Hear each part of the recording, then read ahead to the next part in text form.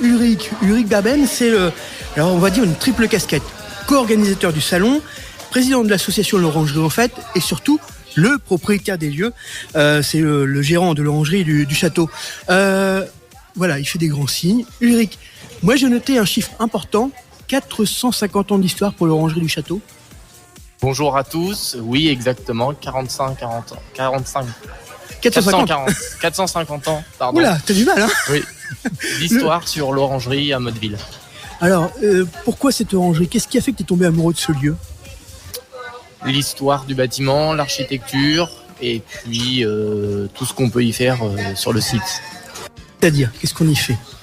Des chambres d'hôtes pour la plupart de l'année, des mariages. Après, on peut faire plein d'événements comme le salon du mariage, la fête du Beaujolais, la fête de la musique. Et puis les reconstitutions militaires qui se font 2-3 fois l'année avec la base de V1 juste à l'autre bout du parc. Donc la journée du patrimoine et j'en passe. Alors ce salon, qu'est-ce qui a fait que tu en es devenu le co-organisateur, le président de l'association? Alors l'histoire, elle est partie il y a 5 ans avec les mariés d'Aline. Donc Aline était une habitante de Motteville et puis on s'est rencontrés par hasard sur la route. Je suis cavalier professionnel, donc je me promenais pendant le Covid.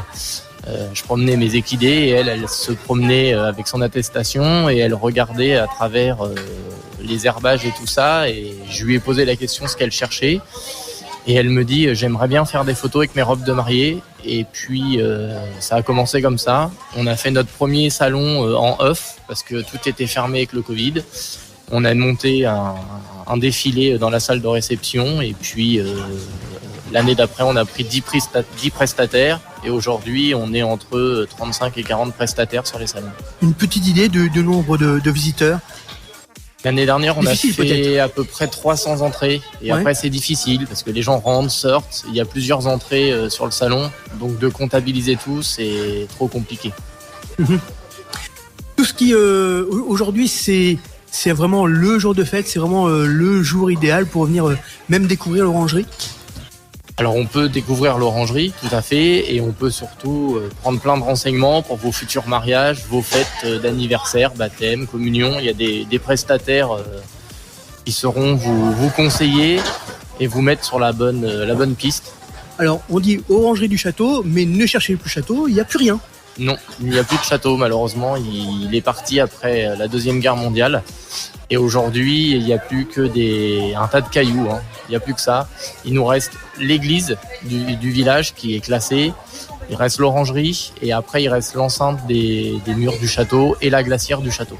Mais dis-moi très rapidement, entretenir une orangerie, ça a un coût? C'est les mariages qui financent toute la rénovation et les chambres d'hôtes à l'année. Aujourd'hui, on a la chance d'être situé entre Yerville et Yvetot. Et entre guillemets, elle tourne comme un hôtel. Tous les jours, il y a des commerciaux, des retraités qui se promènent. Voilà. Beaucoup d'étrangers aussi, parce qu'on est à la sortie de l'autoroute A29. Concernant l'orangerie, en fait, c'est une manifestation de l'année, c'est le salon du mariage ou il y en a plusieurs? Non.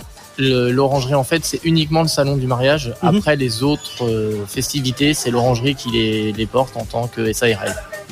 Là, les exposants commencent à venir s'installer. Hein. Ils arrivent petit à petit. Ça fait plaisir de voir ce barnum se remplir. Oui. Déjà hier, quand tout le monde s'installe, quand les stands se montent de plus en plus, ils font des stands de plus en plus jolis. Donc c'est agréable de voir se concrétiser. Il faut savoir que le salon, quand il fermera ses portes demain soir, la semaine qui suit, on prend quand même une semaine pour se poser avec Aline et Carole. Et alors la date pour 2026 est déjà bloquée parce que moi les réservations de location de salles partent très très vite. Alors donne-nous les dates pour 2026. Et le premier week-end d'octobre. C'est toujours le premier week-end d'octobre? Oui, on a gardé cette date-là. D'habitude, il fait très très beau. Aujourd'hui, on va se passer. Il fait très beau. Oui, un petit peu de vent quand même. Luc, hier, dans un message, nous a dit il va faire très beau, les jeunes. Ouais, je sais pas, ce qu'il a vu sont très beaux. Mais bon, Luc, il est positif, il a raison, c'est parfait. Toujours. Merci, Ulrich, d'être passé par le micro ce matin. Bon courage. Et puis, quand tu veux, tu reviens. Si tu veux venir nous faire un petit coucou dans le micro. Parce que, le téléphone qui sonne, ça veut dire qu'il faut que tu repartes très rapidement. C'est ça. Merci, Ulrich. À tout à l'heure. Au revoir.